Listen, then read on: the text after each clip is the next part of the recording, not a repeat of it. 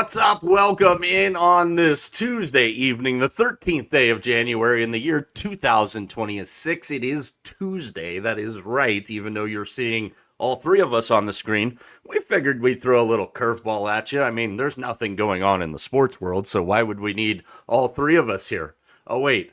There's a shit ton of stuff going on in the sports world, and we're going to talk about all of it, including illegal screens, which are now the most popular thing to talk about in Boston. The boner is back in the NHL. We've got some baseball moves finally, a little bit, kind of, sort of. Diamondbacks really leaning into going full back into 5 years ago mode. We'll tell you about that. But before we start, in the obvious spot today, with the top five in college basketball. I'm just totally kidding. Let's get to the guys in the middle. And we'll start with Vegas Mack, who has had an interesting, I'd say, last like 36 hours. Rando visitors to the McKenzie compound. The Steelers were on. Interesting finish to Red Wings and Canes last night. So many things going on, including not finding a touchdown scorer, but TJ didn't find us a touchdown scorer either, so we'll try again this weekend. Vegas Mac, how are you on this lovely Tuesday evening? I'm gonna off to a good start. Oh my gosh, already. Here we go. Here we First go. show of the week, the first time the microphone gets to come on for the I am ready, man. It's I guess that's a good explanation of just how everything has gone the last couple of days. Fair. Yeah. There you go. Fair. Do you want to show the people out there, the good people, since I didn't get it downloaded in time, who came to visit you this morning? Yeah, if I can. Yeah, I had three of my friends. Hold it closer to the camera and up. Jesus. Up and to the left. Don't you know the drill? Up and to the left. Yeah, that would probably that would wake me up if I wasn't quite awake that early in the morning. Yeah, sure. It was a fun I scene. I can't wait for the stories that are going to come out at the end of this month and the beginning of February. TJ, how are you? How am I? I'm a little out of my element because it's the wrong night of the week for me, but you know, it is what it is. Hey, remember, you put your cans on the same way and your pants on the same way this morning, regardless of what you were doing today, and you made it here, so damn it, we're proud of you. I would I don't understand why all these Raider fans want Fernie Mendoza here, because this guy does not look like an NFL quarterback to me, and you're just asking for another Jamarcus Russell. Just asking. Jamarcus Russell. Great. I mean, you just keyed up the first time that people can go, oh, you don't know what you're talking about. I've That's broken fine. down all his film. He makes all the repeat. throws. Fernie Mendoza is an interesting way to go about it. We're going to talk about a lot of things NFL related. Feel free to comment along if you're watching along. We'll get as many of them up on the screen as we can. As always, follow us on all of our social channels at Mike Arana Show. Where TJ. That came out about as smooth as a handoff this weekend did. That would be everywhere, but Fernie Mendoza's Snapchat, because we're not 12, we don't wear number 15, and Snapchat sucks. Yes, there you go. So you've already got our millions and millions of fans wondering what a Fernie is. It's the quarterback of the Raiders. Who is going to coach the Raiders, we don't know, but there's another name added to that pot, because if you were under a rock or licking your wounds from your team getting blasted on Wild Card Weekend and bounced out of the playoffs, then congratulations. You were every Steelers fan and every Eagles fan this morning, and we have news about both of them. Mike Tomlin has stepped down from his post as head coach of the Pittsburgh Steelers, and I don't think that any of us can say that we're shocked. I find it funny what some people are saying today, and we'll get into that here. But Rick Stroud, NFL Stroud on X, what a timestamp. The iPhone came out 5 months after Mike Tomlin was hired by the Steelers. There is a portion of our audience that has really only known Mike Tomlin as the head coach of the Steelers. Our resident Steeler apologist in the middle, Vegas Mac. What do you have to say about this man being the coach that survived the season in the AFC North? And of course, after a long time, you have a new guy to yell at on the sideline because Mike T is no mas. Yeah, I'll start off by saying again, I'm not surprised. Um, I've been thinking about it for quite a few hours now, and I, I came home and my oldest son is like, "Oh, you got to be so happy." I'm not happy that Mike Tomlin got fired. I think this is a situation that, it, as a Steelers fan, and you kind of see it, it's the play renegade. Yeah, it's nothing has changed realistically. I mean, nothing has changed for the Steelers. I mean, people, you start to see like, well, take a look at his coaching tree. He doesn't have one. That's Okay, that's so I overrated. know, but I'm just saying. But here's the thing, that also goes to show like how this team has been built. He hasn't developed a quarterback. They didn't have a running game. I mean, I always joke about the playbook is from 1978, but I mean, Mike, you've watched. I mean, you even commented the last couple of times you watched them. It's kind of like even last night. It's like you get down. What do they do? The first play, they run. They don't have that bruising running back. They don't have the Jerome Bettis, the big running back. So they don't even have that anymore. Um, so I mean, again, I like Mike Tomlin. I mean, he did so much for this organization. You can't take that away from him. But the bottom line is, nothing changed. This season was the same as last season, the same as the season before, and it kind of looked that if nothing changed, it was going to be the same thing again next year. And you know, am I complaining that they're winning and making it to the playoffs? No, I'm not complaining. That's great. I'm happy about that. But it's got to be more. You can't. There, like I said, like now you have to look and say, okay, what does the future of this organization kind of look like? Because he didn't build a future. He was trying to win now, I guess, kind of, sort of, if you want to look at that. And again, no shade to Aaron Rodgers. I mean, Aaron Rodgers is a great quarterback. He's going to go into the Hall of Fame. But I mean, I've watched him all year. He can't do the things that Rodgers could do even 2 or 3 years ago, and he needs that extra time. And that time, by I mean just a second or two, that he just doesn't have anymore. It just this team got old. This team didn't have the talent. They were never going to win the Super Bowl. It wasn't going to happen. And maybe this is exactly what they need, a complete clean slate. I mean, even TJ Watt went up yesterday. He's like, I don't know what to do. I don't have the answers. Like, it's the same thing all over again. Well, we've got some statistical numbers to back at least this part of the streak that you're referring to, Mac and T. That's where I'll flip this to you. During their 7-game playoff losing streak, they were outscored by 106 points, outscored by 71 points off of turnovers, outrushed the Steelers, outrushed by 653 total yards. They trailed by 21 or more points in every single one of these games in the 7-game losing streak. And they led for a total of 17 minutes and 30 seconds. I, again, don't think any of us are surprised, T. No, I saw something today that said that Kyle Shanahan has more playoff wins than Mike Tomlin and 10 years less time.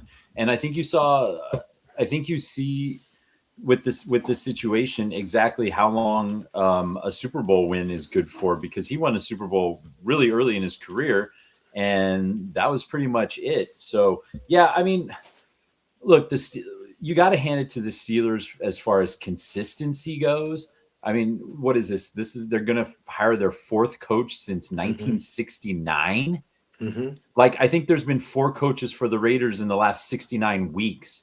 So this is probably also accurate. This is an unreal organization when it comes to stability. But yes, I agree. I think you just, at this point, it was a great opportunity to just hit the reset button and move on and go to the next guy who's going to be there for 19 years. Well, maybe that's this simple. Steve Bisciotti had a couple interesting comments today in media availability. For those of you unaware, he is the owner of the Ravens.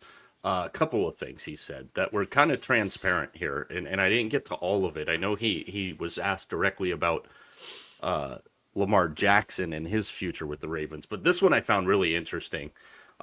He's 65 years old. He said he doesn't see himself owning the team in 10 to 15 years from now, and he won't pass it down to his family. Quote, I've seen families feud and get ruined over these damn teams. Bisciotti later then added, when I see Jerry talking about what part of his anatomy he'd give up for a Super Bowl at 83 years old, I don't want to be there. That's what he said today. So this is interesting because much like the Steelers, the Ravens are in the same boat, and I think both of these teams are going to take their sweet ass time, Mac, and I don't think that would surprise either one of us because in just doing these initial calls and phone calls and just, hey, how you doing kind of stuff that these two teams are doing right now, for the better part of the next week, you're going to interview everybody you can because you just need to hear a different perspective and way of doing things. I mean, let's put this in proper perspective here. When you look at the list now of the longest tenured head coaches in the NFL, now that Harbaugh and Tomlin don't have a job, Andy Reid is obviously first.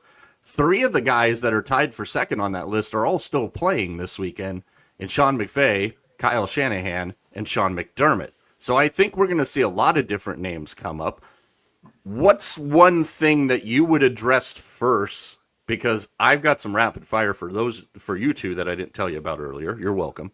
What's the first thing you would address in this process here if you were a decision maker, which would be like arguably one of your dream jobs, Mac, in Pittsburgh? I don't know. I'm still trying to put it all together. I don't know which way they would go. I mean, there's a part of me that, I mean, I still don't think their defense is bad. I don't think it's great. I think they need a complete offensive shakeup. If you look at what they've done in the past, I mean, their coaches have all been defensive coaches and it's worked. I still think that's the way I would go. I still think I would lean towards somebody with a defensive background. That's a must. But I think, and here is kind of like was my thing with Tomlin.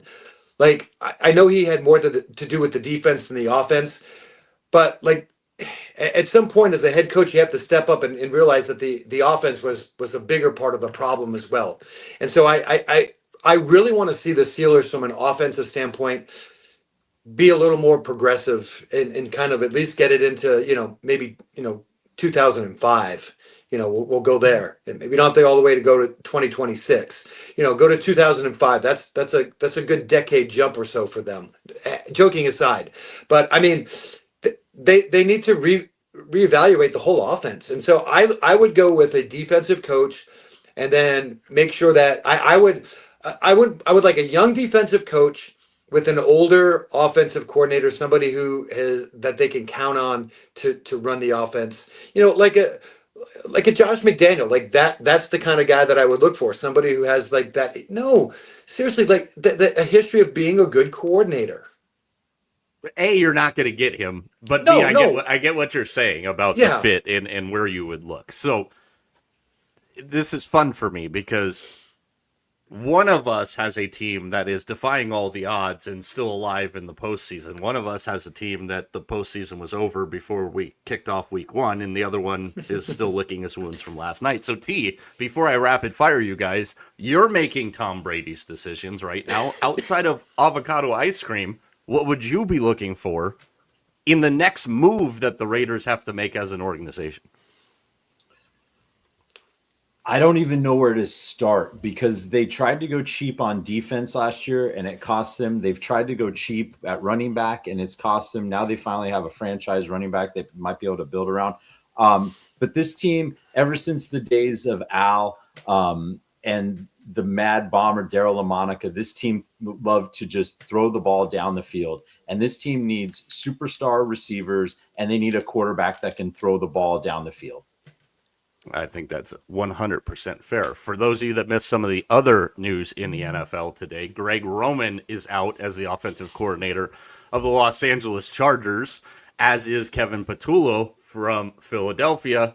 I wonder where there's a bigger party today, in the streets of Pittsburgh or in the streets of Philly, because a lot of the reaction you're seeing, and I can't say I agree with it from the Pittsburgh standpoint, from the Philadelphia standpoint, I absolutely can, is now the Eagles will be looking to hire another offensive coordinator for Jalen Hurts. As we know, the league's most expensive offense was stuck in neutral against the 49ers. We'll get into the games from Wild Card Weekend here in a little bit. But, guys, I've got 4 names for each of your teams. Because when you have a general manager and a head coach that work as well together as Kyle Shanahan and John Lynch do, I want to give your teams examples for how to do this whole thing going forward. Because that's who I am. So I'm going to give you guys each a name. We'll alternate. Rapid fire kind of style. I'm going to give you a name. You tell me yes, no, hell no. You're out of your damn mind. Feel free to add any comments you want. Why you think this guy would be a good fit for both the Raiders and the Steelers. I will start with Mack. We'll go 1 and 1. I've got 4 names for both of you. Ready? Ready. Vegas Mack, John Harbaugh. Yeah, I honestly would. I think it would be one. I think it would be hilarious. I love his. It's exactly what you want. A defensive guy. He's got the experience. I'm all in. I'm all in. TJ, Mike Tomlin for the Raiders. I would be okay with that as long as they got an creative offensive mind along the lines of, once again, you're not going to get him, but somebody on the Liam Cohen type of offensive coordinator plane. All right. Next one for Vegas Mac. Feel free to chime in if you think you've got a good fit for the Raiders or the Steelers or your team that might be looking for a coach. So Vegas Mac, your next choice is Marcus Freeman to be the head coach of the Steelers. You guys are going, you son of a bitch. That's 2 off the top, and I know they're going to get harder from here. You're right. I'm going to say no. I think I want somebody with NFL experience.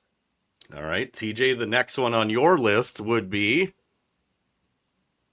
Brian Dable, formerly of the New York Giants. Offensive mind. Good offensive mind. Didn't really care for what he did on the other side of the football. But once again, he'd have to surround himself with a really good defensive coordinator. I do trust him on the offensive side. Fair assessment. Vegas Mac.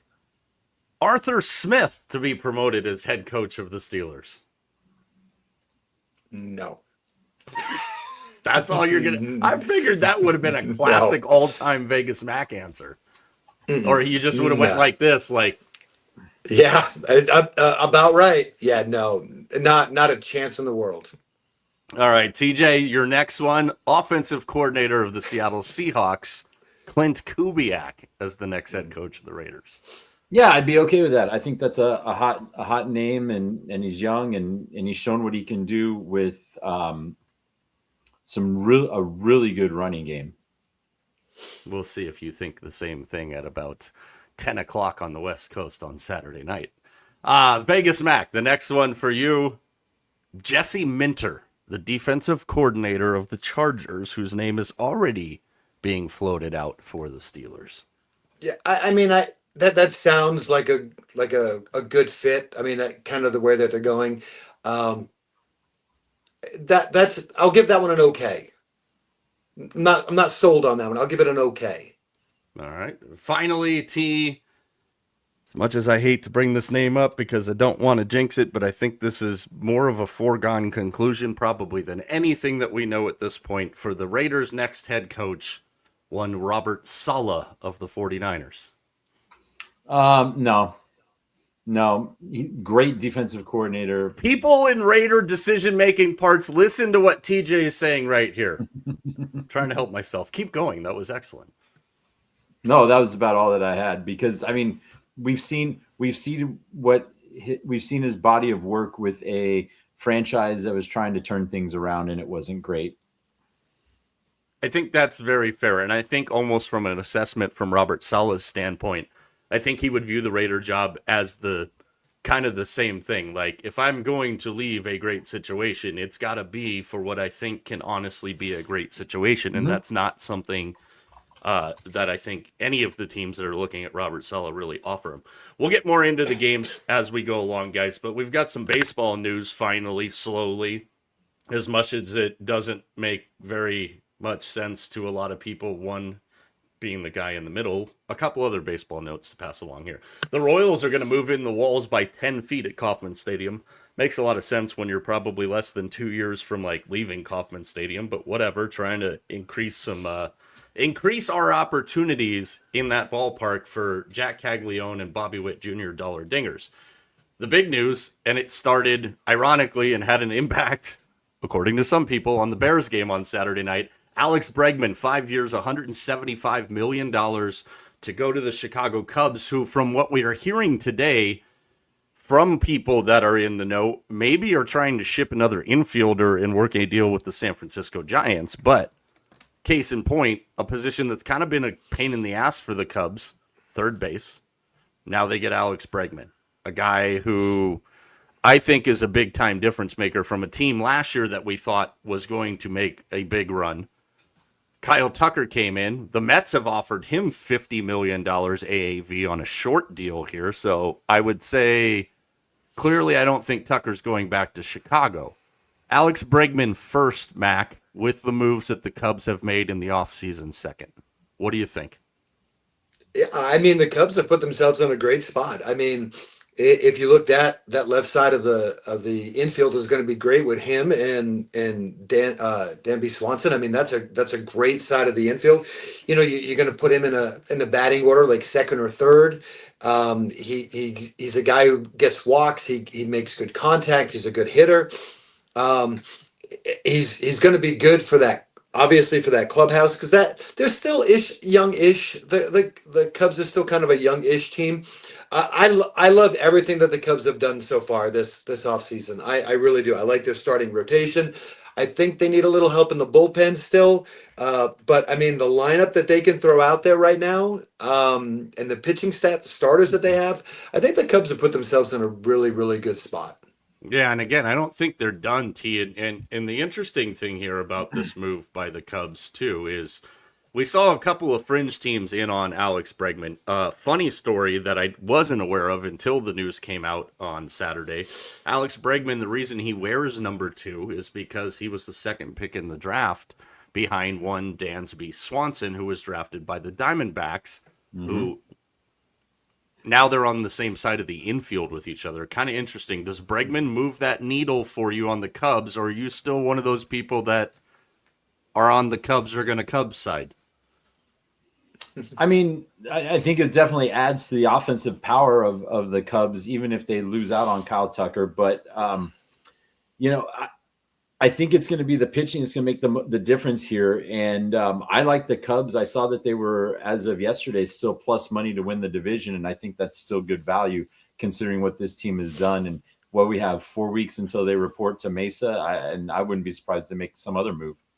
No, and it's interesting to see because I've seen this report a couple of times. It's gained a lot more steam now that the Cubs and the Giants have been engaged in some level of talks in sending Nico Horner from Chicago to the Giants. And I believe, if I remember correctly, it makes a lot of sense because Nico Horner is a Bay Area guy. But that'd be an interesting piece to see them move off of. I know they have Moises Ballesteros in there and that they want to get him some more at-bats on the regular basis. I'm really bullish on this Cubs team. The Diamondbacks made a trade with the Cardinals to bring Nolan Arenado and $31 million to the desert, and all they gave up was a right-handed pitching prospect. Jack Martinez here, Arenado's contract, $42 million over the next 2 years, which is why $31 million was sent with him. He did waive his no-trade clause to facilitate the deal, so everybody today, guys, was like, oh, the Diamondbacks just need to reignite Arenado and Goldie in the desert. Listen, you can get a first baseman hella late here, and I still think Paul Goldschmidt probably, if he plays, comes back to the Diamondbacks. Here in Nolan Arenado, we get two different things here, guys, and I'll start in the middle with Mack. Jordan Lawler was supposed to be that was going to be the position Jordan Lawler was going to play. Can the Diamondbacks just acknowledge at this point the Jordan Lawler thing needs to go away and you need help in other places? Get rid of Jordan Lawler because they thought there was a chance he was going to play third. Clearly, he's not now with Nolan Arenado. I saw a guy today, Mac, and you'll appreciate this, the baseball guy, and you had said, hey, people in Arizona that keep score of games, get used to writing E5 or 5-3 on your scorecards until you get carpal tunnel because that's what you just got. That's pretty funny. It's so funny. My youngest son, we were just talking about Jordan Lawler the other day. How he, from a young Diamondbacks fan, how much he hates him. Like he's just like, did you see him last year? Like, dude could not hit his way out of a paper bag. I mean, it just he was terrible. I mean, Arenado gives them good, solid defense, which is something they need, especially with the pitching staff that they have. He's still a decent bat. I don't mind the move at all. I think it's a good move for the D-backs. For a minor league pitcher, what the heck? What do you get to lose? And I think plus. I think playing in Arizona in that stadium a little more offensive friendly as well. So I think that'll help his numbers a little bit as well. I think it's a great move for the D-backs. I love this move. There, it's costing him $5 million cash for this season, and if it doesn't go well, then you it's a lot worse you could have done. Do on to Nolan Arenado what the Angels did on to Anthony Rendon. I mean, it's like it's a low risk gamble for the Diamondbacks. Hopefully, he can recapture. I mean, his offense has gotten not so great recently, but the dude still got he's still Nolan Arenado, right? So give him 100 games, throw him in at DH if you have to, and see what happens. Low risk, high reward here. Yeah, I absolutely think the Diamondbacks end up getting to training camp, and Paul Goldschmidt is back with the D-backs, and you got then two guys on the corner that can effectively do what you just said there, T. St. Louis also not done, and they're a team we were wondering, like, hey, who are you? What the hell are you doing? Basically all year last year, including in our previews. Brendan Donovan, another guy who's linked, ironically, to the San Francisco Giants, because you can clearly see what the Giants are looking for is not paying anything for pitchers long term, but trying to shore up the second base spot there. So interested to see what happens next with the Cubs, and interested to see what happens next with the Cardinals. The Yankees go out today and make a deal with the Miami Marlins to get young left-hander Ryan Weathers for a package of 4 prospects: Dylan Lewis, Brendan Jones, Dylan Jasso, and Juan Matthias headed to the Marlins in that deal. So not a deal that's going to move the needle, Mac, but the Yankees and the Red Sox and the Orioles trying to keep up with the Blue Jays. I don't think this is a bad move for the Pinstripers. I mean, you need arms. You need arms from the left side, and so again, it always seems sometimes like a hefty toll. 4 guys for 1 pitcher. That's good, not great, but I mean, listen, at least they're trying. At least they're trying. That was so tongue in cheek. It was hilarious. T, does Ryan Weathers do anything for you? No. It's gonna have to. It's gonna. Thank you for playing, Al. Thank you. See you later. You're gonna need to move the needle for this team in New York. You're gonna need a lot more in this offseason than that. Yeah, and talks have stalled with Cody Bellinger as far as a lot more than that for the Yankees go. Interesting stuff to keep an eye on. I know we're going to see more and more of this stuff kind of roll out. About 5 minutes from now, we'll get into a little bit of college hoops, and then we'll move on to college football and the NFL. Plenty of stuff to talk about tonight. Feel free to comment along if you're watching along. We appreciate you all. I'm excited, guys. Boner is back in the NHL as our first coach in the NHL. Gets the axe, Dean Evenson of the Blue Jackets. Mm-hmm. And this is a team, guys, I'll start this time with UT, and we'll go tee them back here. This is a team in the Blue Jackets that we thought were kind of like scratching that surface as getting over that hump and being a playoff contender every year. Really haven't done it. And the fact that Rick Bowness is back on a bench gets me excited because I love that old grumpy face. What do you think, T? Boner's back, baby. Big Rick Bowness fan right here from what he did in Arizona and with Winnipeg and Anaheim and Dallas. And I mean, the list is endless, right?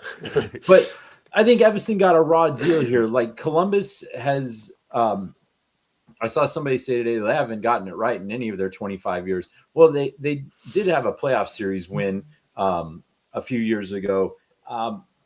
This team is full of young players that are just itching to excel. And I think giving Evason a year and a half to make it happen, especially coming off the Goudreau tragedy, is a hard sell. This team is 7 points out of a wild card, and you're blowing out your coach.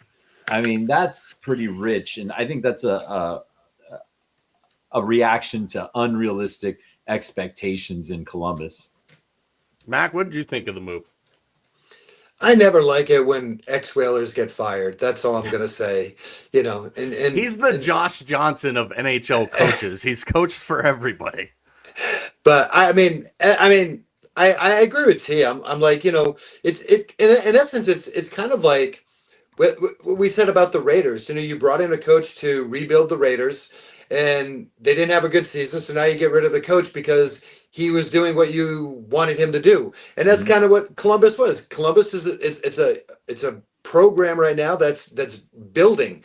They're nobody thought that Columbus was going to probably make the playoffs and win the Stanley Cup this year. I mean, so again, it's like, what are you shooting for? Like, what is your organization shooting for? That's the biggest thing. It's like, tell us what your organization wants to do, find someone to do it, and kind of stick with it for a little bit. And then don't, again, as they say, don't change the goalpost halfway through.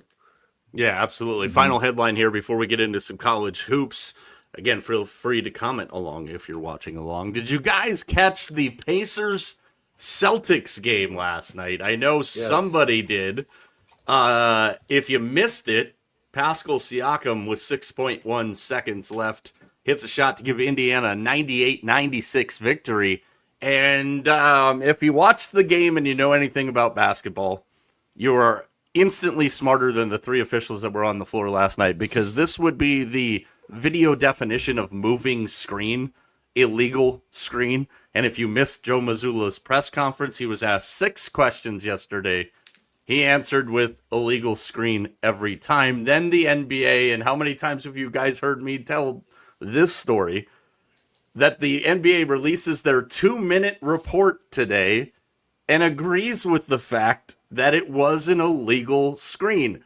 I have no idea why the hell we still put out this last 2-minute report, because nobody in Boston feels better today knowing Joe Mazzulla was 1,000% right. What did you think in your night of misery altogether? I mean, we talk about what happened in Chicago this weekend, what happened to Mack this weekend. Bregman doesn't go back to the Red Sox. This happens the other night, and then the Steelers lose. I mean, Mack, are you okay, buddy? I'll tell you, it was kind of funny because we were talking before. It's like I had all 3 of the games on last night, and they were all kind of about at the same. The Hurricanes game. T, did you see? Let's start there. Did you see the end of that Hurricane and Detroit game last night? I did not. I missed it. I was too busy watching your other team. So real quick, they're in overtime. Detroit has the puck. Gostisbehere's in front of the net. And go look it up. He gets 2-hand cross-checked, dumped to the ice, pass goes to the front, and Detroit scores. Mm-hmm. And I thought Gostisbehere was going to be suspended for a year because he went right after the referees. Like, he was, and it was so bad. And this is the same. Joe Mazzulla is quirky. I'm going to say that. He's quirky. I listened to all his interviews and stuff. Oh, he is something else. But he's one of these. He's smart, quirky. He really understands the game. I think this is a little bit of a fallout, not so much of that, but also from the other night when, Jaylen Brown went off on the referees as well. They played the Spurs. And that one was expensive.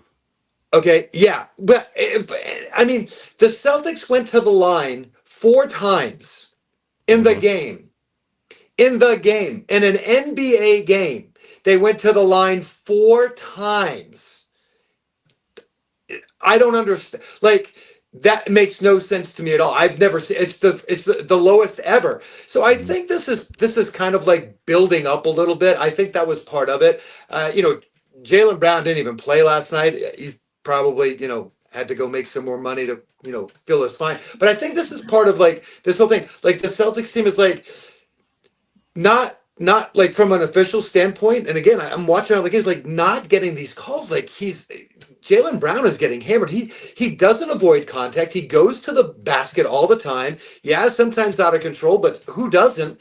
And he didn't even Jaylen Brown didn't even get a free throw in that game against the Spurs. And then that whatever that was last night, it was awful. So yeah, it was not a good night. It was not a good night last night. And then I got to listen to Sam Kennedy do third grade math.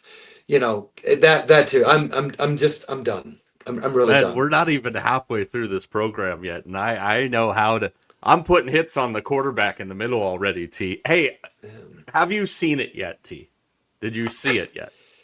The moving The screen? Missoula presser. No, I did not. It's great. Okay, I'm telling you, watch it when we're done here. And if we had enough money on the show to pay rights fees, we would. If you're interested in helping us do that. Sponsorships are always available. Email us, mikearanashow@gmail.com. It was of the ilk of the playoffs rant. It was of the same lines of the I'm a man, I'm 40, I'm just here so I won't get fined. Like, it was an all-timer of all-timers. Every question was illegal screen. And then there's this awkward pause, and there's another illegal screen. Awkward pause, illegal screen. It was golden. It was a TJ special of all specials. You have to see it. I'm telling you guys, you've got to listen. I mean, like I said, I watch all the games. He's hilarious, man. He really is. He's like I said, the best thing I say, he's quirky. And I listened to his interview. The best, I'll tell you what, you get him with Scalabrini. Like, sometimes I just can't stop laughing. Yeah, it's pretty funny. Speaking of funny combinations, the best thing I saw today with you guys have seen the meme now. If the field goal by Loop goes here or here, Harbaugh's fired. If it goes down the middle, Tomlin's fired. So the evolution of that meme today was hilarious. And then the other one that went out is, this would be really cool. Now I just want to hear John Harbaugh and Mike Tomlin say, F it, let's start a podcast together. That's something I would make sure I was listening to 24/7, because those stories would be ridiculous. College hoops going on alive and well right now, unless you bet on Louisville tonight at home against Virginia, because they're down 10 to Virginia. Virginia shooting like National Geographic Guinness Book of World Records great from the three-point line today, so up yours, Who's. But there's a lot of fun stuff going on in the college hoops world as we get to that time of the year where people really start ramping up, checking in. There's some big games this week. Matt, give me some general thoughts, and I don't know if we have it because we weren't ready for it tonight, but if you have your updated top five, let's do it. If not, we'll do that tomorrow. Absolutely. Well, in case for those of you who missed last week, let me just kind of give you a real quick update. Last week we had Purdue at number 1, Michigan at number 2, Arizona at number 3, UConn at number 4, and Iowa State at number 5. I changed it up. I watched a lot of college basketball this weekend, so I feel really good about this. But I changed things up a little bit. I think without a doubt, I'm gonna start at number 5 and work my way up. I put UConn at number 5. I almost dropped them out of the top 5. They're just not playing real good basketball right now, but they're getting away with it. I don't count the game against Providence because they never play good against Providence. As I said, they can pick up 5 guys from Cranston and put them on the court, and they'll give UConn a hard time. So UConn at number Cranston. Yeah, of course they'd give them a hard time. Cranston, Rhode Island, Cranston. Our number 1 team, Purdue, I dropped them down to number 4. Michigan, I put at number 3. I put Iowa State at number 2, and I put Arizona at number 1. Arizona on my hit list of, there's the top 5 from Mack, obviously. Arizona is on my top 5 hit list for this week. Interesting game for them Saturday against a very good UCF team in Orlando on the road. So interested to see if that's maybe the first time we see Arizona get slipped up. They're as good right now. I think they're highly underrated. I'm very interested to see that game on Saturday. I have to double check the time because if it's anywhere close to Niners Seahawks Part 3, then screw it, I'll watch it later. T, one of the things I value the most about T on this program is we're all college basketball fans, but T really puts himself through the ringer because he's a fan of a Mountain West school where that actually educated him into the fine, astute man that he is today. Go Pack, 2 words. But T is kind of the guy that pays the most attention for us to the smaller conferences, including the Mountain West Conference. So from a lower side of the spectrum here, T, what have you seen, small school-wise, that's jumped off to you in this college hoop season? Because this is the first time we've gotten to ask you about what you've thought of the early college basketball season. I think the Mountain West is one of the best leagues you're not watching, and you better be watching tomorrow night when Nevada goes to Utah State and covers that ginormous number. San Diego State is the real deal again. Utah State's in the top 25. Utah State, I loved what they did with Boise State last week, when Boise State said that any and all college students can come to the game for free, and Utah State loads up about 1,000 students and goes to Boise and demands to get in for free. And then I think they took it to Boise as well. So that was great. But Mack, GBR, they're a basketball school now. It's 16-0. They're a basketball school. How could you leave them out? It's going to depend on what happens tonight. They're in an early hole at home to the Ducks, 7-5. I don't know if they can come back from that deficit, but another big win for them this weekend. We shared a meme, Mac. It was like Bobby Knight talking to Tom Osborne, and like somebody did the captions on the screen. It was like, Tom, I'm from the future. You're never going to believe this shit. The day that Nebraska goes and beats Indiana, while we're talking about Indiana and a perfect football season. Kind of interested in how that goes. Speaking of small school basketball, Mac, which I know you love, and I wanted to get your take here in just a second on what you've seen out of the small schools. Another one of my favorite matchups tonight, simultaneously going on at the same time as the Warriors and Trailblazers here in Arizona. At 9 o'clock is the tip-off from the Sobrato Center in San Francisco. St. Mary's and USF in the West Coast Conference. Always a good matchup. Yes. Always fun to watch. Any small schools jumping off the page to you so far this season, Mac? Since it's Small School Love Tuesday here, including Vanderbilt, who we're going to talk about in a second. Nobody quite yet at this moment. It's once you start getting into the conference games, I can kind of settle in a little bit, because when they play these non-conference games, it's really hard for them to handle some of the bigger teams. But once they start getting into conference, I get a pretty good feel for it. So I'll start watching a little bit more. So, but not, I don't really have that one yet that's kind of stood out to me. Yeah, absolutely. I can understand that. And we've got some big schools, as far as big conference schools, that are having really good seasons that nobody's talking about. And when I move through the hit list of the 5 to watch this week, I've got this team on here twice, and it's Vanderbilt, because they're still undefeated, coming off a big win against Alabama. They pounded, I just mentioned St. Mary's. They absolutely pounded the Gales when they played them. And that's a very good St. Mary's team. So Vandy's at Texas on Wednesday. Interested to see how that one goes. Texas played really good against Alabama the other night. And then on Saturday, Florida is at Vandy. Florida that maybe seemingly is now getting good guard play out of Boogie Flan to go with their talented big guys. That's another fun one. But this Vandy team still sitting here at 16-0, guys. I think it's time for some people to start paying attention.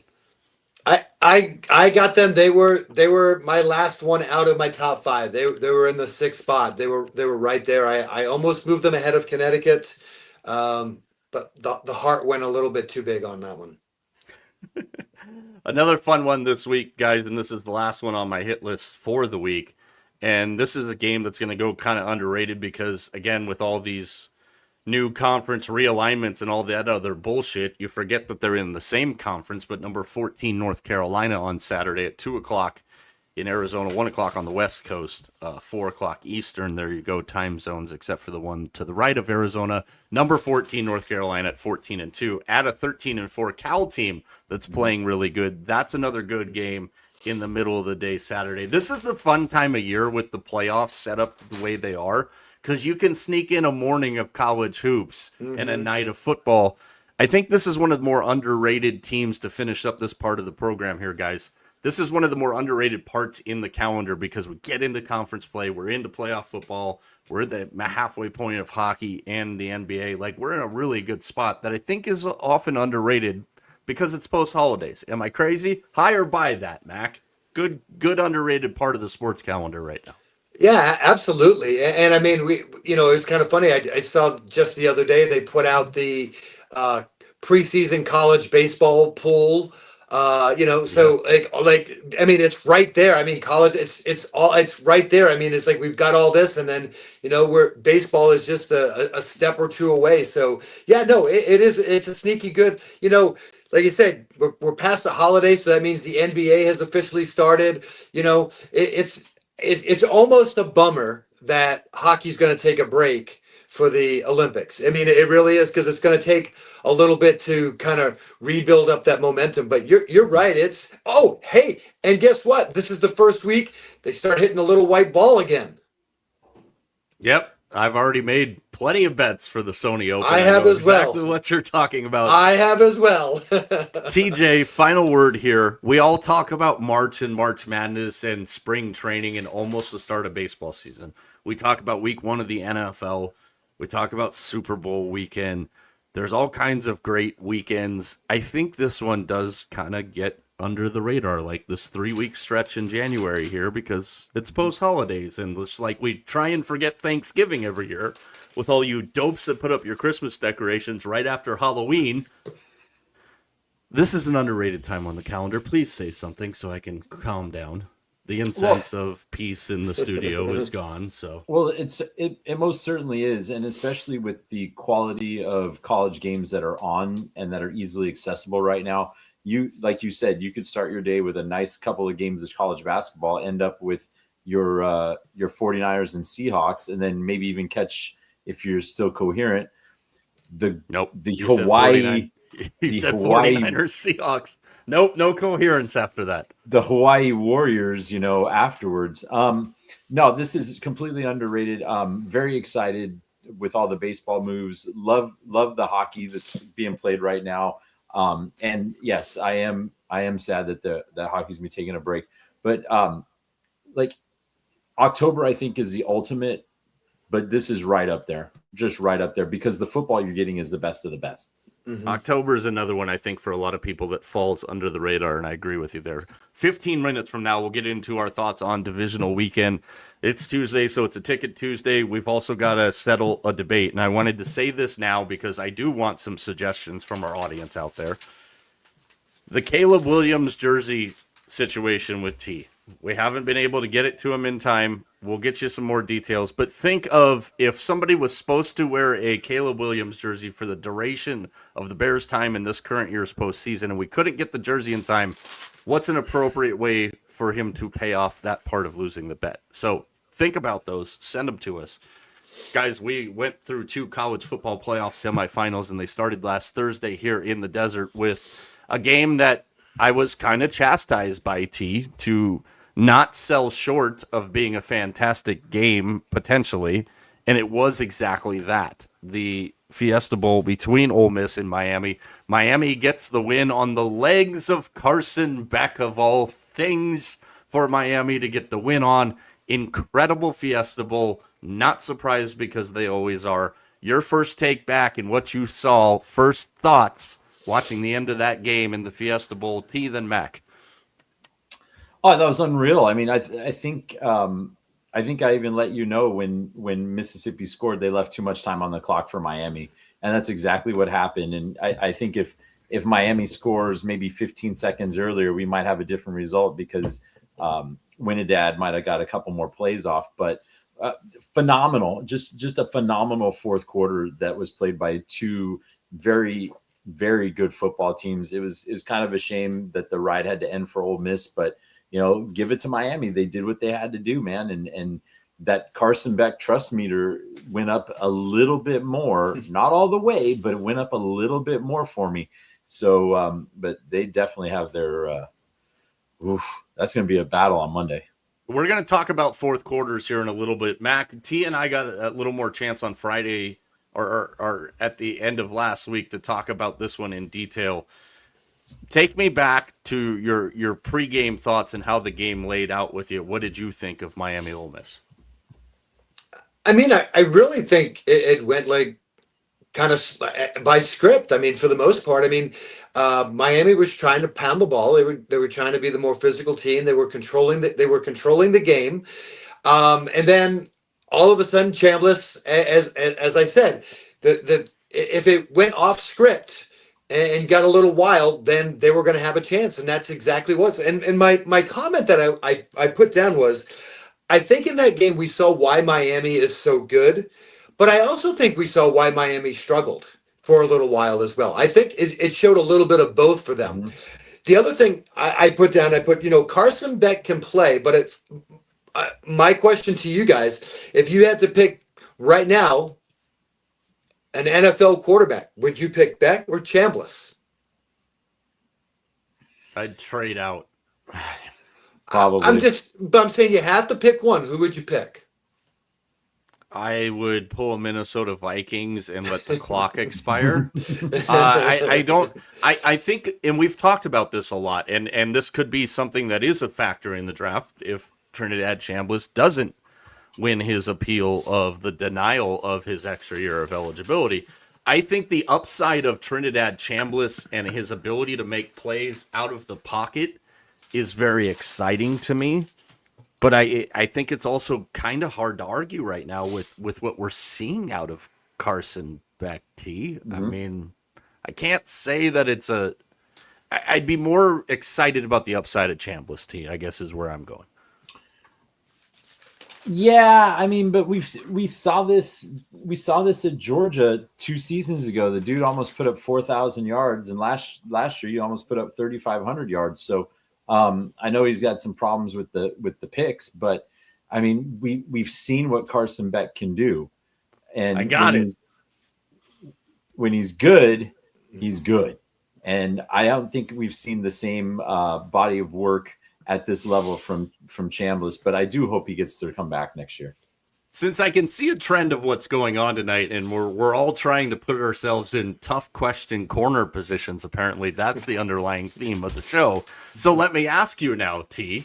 You, according to the guy who posed this question originally, you have to pick one: Fernando Mendoza or Carson Beck in Vegas for the Raiders. Which way do you go? I'll take Carson Beck because I like his. I think he has a little bit more upside. I've seen him more in a pro style offense. I would take Carson Beck. I think he has I think he has the skills that would translate better or can be coached better than the Mendoza. I think that's honestly like a rock solid assessment of it, to be perfectly blunt with you. I think I can see a lot of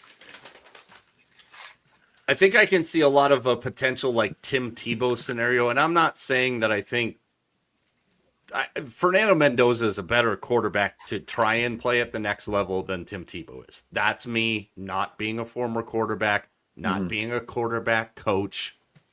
Okay? I'm just, some of you guys can jump on, feel free to tell me I'm an idiot. That's fine.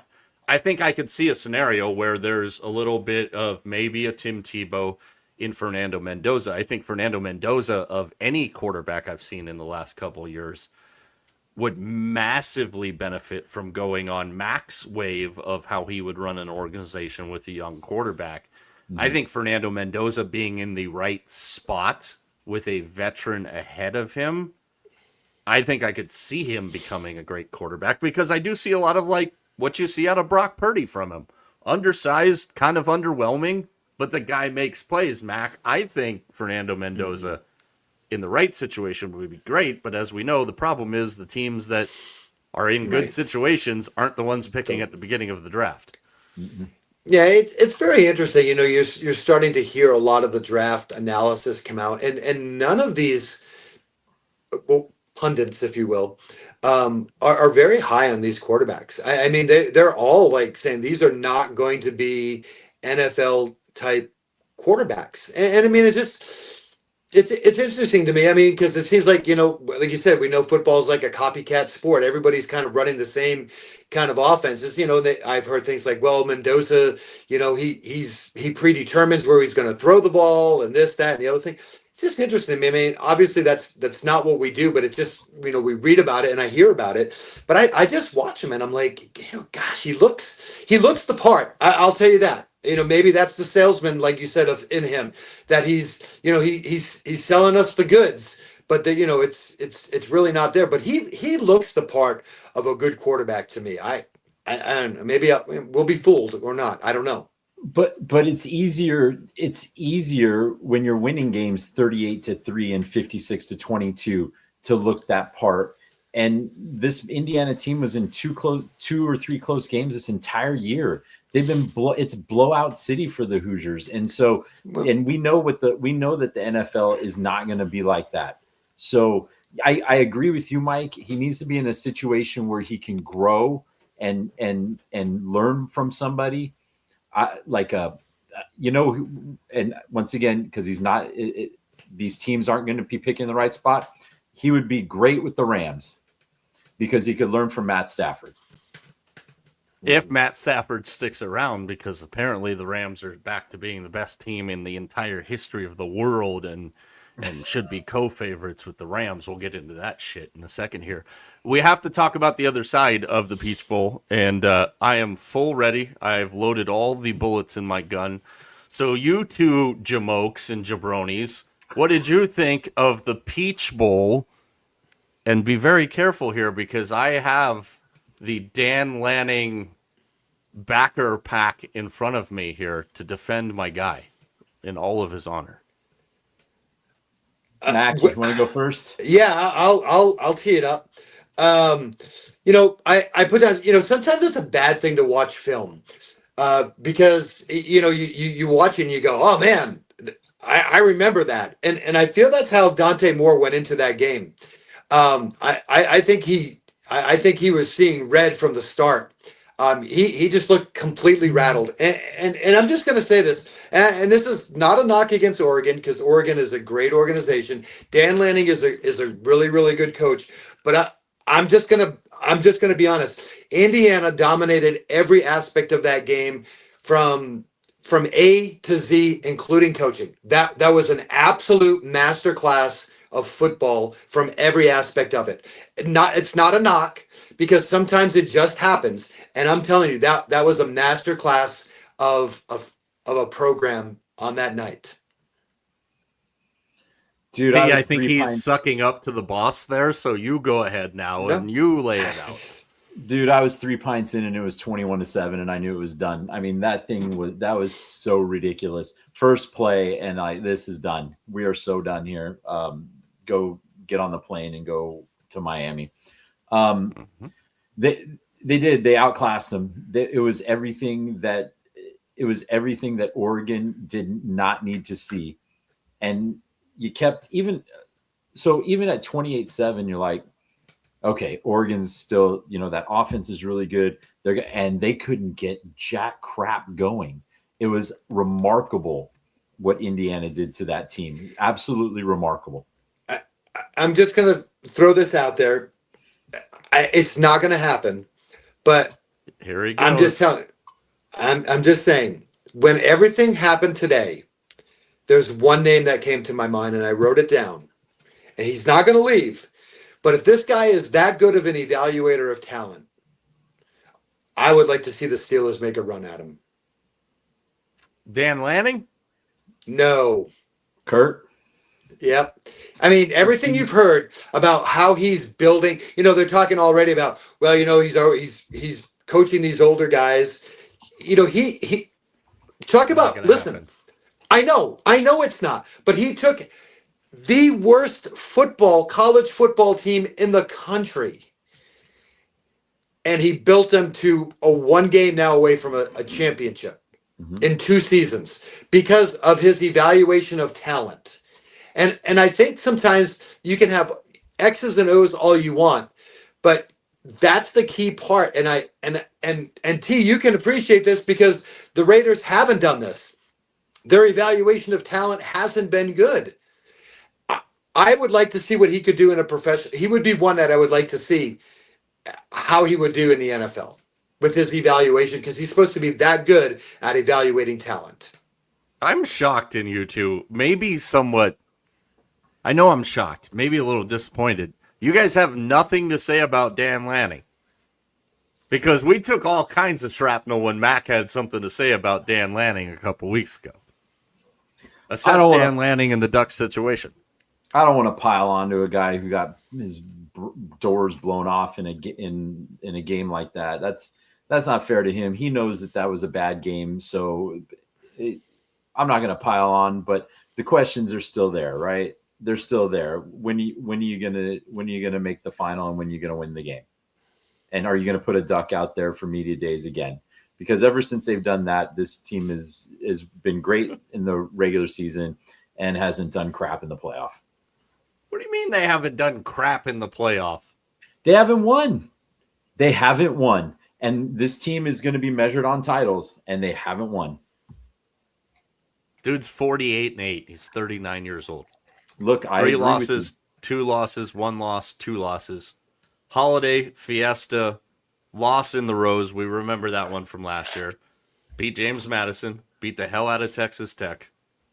Got corrupted in the Peach Bowl. But I think I'll give you this. Here, maybe this will direct us better. And I'll ask this to both of you, but I'll start with you here, T. I say, and I guarantee you this, and if he doesn't, I will cut my beard. Dan Lanning, if not next year, wins a national title 2 years from now. That would be his 6th year at Oregon. I think Dan Lanning wins a national title before that, and it wouldn't surprise me if Dan Lanning takes that weird kind of step-by-step approach that a lot of coaches don't get to do, where you get to lose at each level on your way to winning a title. So if I told you Dan Lanning for sure wins a national title in the next 2 years, does that change your perception right now of Dan Lanning? Now you're gonna have to show me. You're gonna have to show me. Let's see what happens next year. Let's see who you get out there to run that offense. What are you laughing at in the middle there? I can't wait to hear this one, I'm sure. I mean, great. You're going to go to the dance with the same girl again. And guess what? She's going to break your heart. She's going to go find another dude and go dance. Going to go 2-step with that dude. And then you're going to take her to the dance again next year. And then she's just going to... Dude, Mike, let me tell you. She doesn't 2 love years. you. I didn't say next year. She doesn't love you. She doesn't love you. She's playing you. She's playing you. It's exactly what she's doing. You know what I think it is? Go ahead, Matt. Go ahead. I'm sorry. No, I was going to say, I think it's the same thing. The reason I know is because I went to the dance with her the last 3 years, and I believe these fools. And I'm done. I'm done believing them. I don't. I'm done. I've broken it off. I've asked my ring back. It's like this, right? Like, what do you remember about the Niners 2019 season? You remember that they lost? I'm going to say injuries. Was that the year that they blew the lead in the Super Bowl and lost to the Chiefs? Which time that we blew a lead in the Super Bowl? I just said we. That's something I never do. 19 sounds. Yeah, 19 year. Was the Garoppolo overthrow of Emmanuel Sanders. Okay, so what do you remember about this Oregon team? You're not going to remember that they, other than the Indiana game that they lost at Autzen and the Penn State game, which was a really good game. What are you going to remember? You're going to remember that they got creamed in the Peach Bowl. What do you remember about last year's team? They got blasted in the Rose Bowl. You're just you remember the losses, and the 48 wins is great, and those are fine, and we don't remember those. We only remember, and it's recency bias and glamorization. We remember the times that he got his butt kicked, and that's what stands out. It's those 2 games that he got his butt kicked. Now, so what does he do next year? Until he erases that memory. Yeah, I don't know. Is who are they going to get to run that? How much? I don't know. If you ask Jeff Choate, Nevada's got all the guys that Oregon wants, because he said in his recruiting speech, you come here and then you get your $1.5 million from Oregon. Still one of the most mind-blowing things I've ever heard a coach say. Whether it's Dante Moore next year or Dylan Raiola for the Ducks remains to be seen, as they're still awaiting whether Dante Moore comes back to school or not next year. I think you've got a lot of guys, and we'll get into the NFL here, but I think this is a good spot to finish, guys, because we were just talking about Fernie, and we were talking about Carson Beck, and we just mentioned Dante Moore and Dylan Raiola, and we know that Sam Levitt sounds like he's going to make a deal leaving the Devils for the Devil in Lane Kiffin in LSU and trying to move that same pathway down there. A lot of things are still up in the air. A lot of things will change, but the one thing that's not going to change, I don't know. I when I first knew that this was going to be the matchup, I kind of got a Catholics versus convicts vibe from it.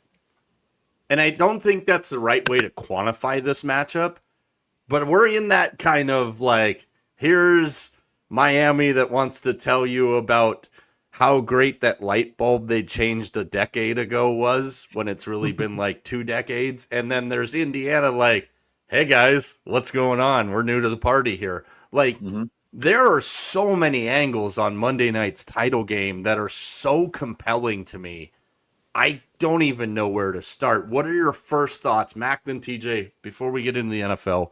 First thoughts on our game Monday night as we get step by step into it throughout the rest of the week here. Well, now that you went there, I'm going to go one better and say this is kind of like the Revenge of the Nerds. Great movie, by the way. But that's kind of how I see this. It's kind of like the Revenge of the Nerds. Miami's the big bullies. You know, they've been around the block and whatnot. And you know, here come the nerds. Nobody thinks that the nerds are going to do it, and they're going to, you know, they're just going to win, and everyone's going to be on their side at the end. Go Adams. This is I'm waiting. So Kurt C was at Indiana, PA. Now he's at you, and is he going to the Indianapolis Colts tonight? I think this is this matchup. I think is going to be when Miami got in. I'm like, why are they even here? And I think they're playing with that chip on their shoulder. I think it's going to be a lot better matchup than you think. I think this might be the 4th close game that Indiana plays all year. Interesting. And again, we're going to get into it step by step as we go through the week here. One thing I do know is despite getting their asses handed to them by Indiana, Oregon fans are going to be absolutely on Indiana's side of this one. I wonder who that has to do with. Mario the Clock Cristobal is what that has to do with. We'll get into our X factors, our thoughts on the game a little bit more as the week goes along. But guys, we've gotten to what is my favorite weekend of the NFL, because it usually gets capped off with, most of the time, a pretty good cherry on Monday night with the national championship game, but those are the 8 that remain. But obviously, to get to these 8, we had to go a couple of different directions, and if I had to sum up Wild Card Weekend, guys, in one picture, I think it would be this. And I think that's about right, because it was every bit what we thought it was going to be. Kind of wild, kind of crazy. I would say, honestly, if we're talking about Wild Card Weekend, guys, the one game I would say that I was like, this game bored the shit out of me, was Sunday night, Chargers and Patriots. The game had 0 levels of equatable interest to me whatsoever. The ratings that came out today clearly reflected that. Mack, what'd you think? Your first takeaway from Wild Card Weekend?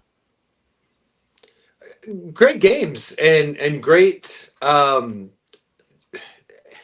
was going to say, in a lot of these, it's kind of like the more things change, the more they stay the same with a lot of these things. And I think that was it. And, you know, you asked us a question last week about, you know, what did we think? And my thing was, like, I don't know who these teams are. I got some answers on a couple of them, but on a couple of them, I'm still not sure. Well, hold on to those for a second, because TJ wasn't here for our postseason How We Do Tuesdays last week. So we are going to talk about our biggest surprises and some questions we have going forward. But T, Wild Card Weekend as a whole, before we get into the games individually here, what did you take out of the weekend? You know what? I was impressed with the Jags in the loss because I really liked the way that they went punch for punch with Buffalo in a game where they were underdogs despite having the better record. I thought I was really impressed with the Jags. And if I'm a Jags fan or if I'm on that coaching staff, I love the upside of this team. Very impressed with San Francisco. And my jury is still out on Justin Herbert. Not shocked there. I mean, here's a crazy thing I pulled out of that game because I was really jacked about the games. We're going to talk about fourth quarters here in a little bit too, and that's going to expand the conversation. But like we saw, for me, it was, and this was a debate we were going to have tomorrow night. Maybe we'll have enough time to have it tonight. I don't know. We're probably going to run out of time. But what constitutes a good game? And what made me think of that is Mack and I having our giant argument about the Texas A&M Miami game from a few weeks ago and what constitutes a good game. But we saw Caleb Williams, the roll left crossbody throw that almost mimicked the Jordan logo. Jawan Jennings on the trick play from the Niners against the Eagles in the winds. If you saw the right angle replay, like ridiculous. The pass that Josh Allen made, since you just referenced the Jaguars, to Brandon Cooks in the fourth quarter. An absolute freaking dime off his back foot. An incredible job by Cooks to make the adjustment and go track the ball. Like we saw everything I think you could possibly want to see over the course of a weekend here. So that leads me to get us into the first game because it started great with the Rams and the Panthers. And my first takeaway from that game was the Panthers killed themselves in that game. They had every opportunity to put that game away, and they didn't. My other take on that is now my thoughts on the Rams are even more confusing than they were earlier before. Mack, I will start with you here because that is a conversation I remember specifically that you and I had on a Tuesday about who the hell are the Rams. Yeah, again, like I said, I think I got a little clarity on it. And my thing is this. From the Rams standpoint, I feel as though they do just enough to win and nothing more. Like I feel it's like they can go through this playoffs, like everything's going to be close. It's just going to be the way that it is. They don't do anything that you go that impresses you. They don't do anything that's really that bad. They're just kind of steady Eddie, and like you said, they just find and do enough to win. I think they do. I think the sad part is when they do stuff to impress you, like that bonkers game that Puka Nacua had, they lose. Right. So it's like, what are you doing? I agree. I thought Carolina shot themselves in the foot too many times. I thought it was a great learning experience for that team. I thought I was impressed with Bryce Young. He just seems to throw the football really weird to me, though. I don't know why. Maybe it's just the camera angle, but it looks like he just kind of slings the ball wherever he wants to go. But I think that's what the Panthers are. The only way the Panthers were going to win was muck up that game, and they gave it a shot. Yeah, they absolutely did. And now the Rams will move on. They'll take on the Bears on Sunday, which I've got a bone to pick with schedule makers on this one. Let's go to the next game, which takes us to Saturday evening and another incredible scene that maybe keeps the Chicago Bears in Chicago. Who knew? But Packers and Bears gave us another interesting one. I know a lot of Bears fans. I'm friends with a lot of Bears fans that were texting me at the beginning of that game, and they said, this is effing ridiculous. I knew we were going to do this, and they all thought I was crazy when I said the Bears are still going to win this damn game. And that's exactly what happened. A wild game by them again. Caleb Williams, speaking of making a game look mucked up and ugly the whole time, but making the plays when it has to happen, Caleb Williams is doing things late in games for the Bears that are absolutely fantastic. What a scene in Chicago, Mack. Yeah, it's crazy. And this is a battle of, I put for Chicago, they need to be better early. Like you can't at some point, the slipper's not going to fit. They've been like this miraculous team in the fourth quarter. And this is such an interesting matchup to me because you've got this team in Chicago that doesn't play well at the beginning, kind of rallies at the end, versus this Rams team. Like I just said, they just do enough to win. For me, this is a real contrast of what's gonna happen. I mean, can the Rams take advantage of a Chicago team that doesn't play well at the beginning and kind of needs the first half to kind of get adjusted? Can the Rams take advantage of that? We'll see. But this is an interesting matchup for me. Well, the last time they did that was that Seattle game, and they couldn't take advantage of it because they couldn't close it out at the end, and they had that game in hand for 3.5 periods. This is going to be interesting because it is going to be butt cold on when this game is played. Absolutely miserable. And so he extends his consecutive show streak of getting the word butt in to every single one we've done. And so it's going to be interesting to see how the Rams react to that. But look, you got to give him his credit, man. Caleb Williams was the guy on that comeback. He made all the throws. The offense made the right plays. I thought DeAndre Swift was excellent in the fourth, and it is what it is. I don't know if the Packers, when the comeback started going, I didn't see the Packers even when they took the lead. I'm like, no, this game's over. I think the Bears are taking it. Yeah, and it was interesting because in our group text we were talking about that game specifically, and I thought I actually tweeted this out on our X account at Mike Arana Show that whole sequence late in the game there, I think if I remember correct, there was about 3 minutes left. The Bears had 2 timeouts. They got to either second or third down. They threw the long chance to the end zone to Musgrave. It didn't end up working out. And then they had to call another timeout. Green Bay did off of, the whole thing was like a masterclass of how you get yourself fired. Now what's kind of interesting is we saw, and I might butcher the name here, John Eric Sullivan, it's a 3-way name, who's left Green Bay now to take over in Miami. And we're hearing that Matt LaFleur and the Packers are having kind of an impasse in a contract situation with Matt LaFleur here. It's funny, I thought about it with Shanahan and McVay's teams moving on this week. Which one of those collects all the infinity stones of the coaching tree assistants to come back first? Because Shanahan has Saleh. We know McDaniel's out there.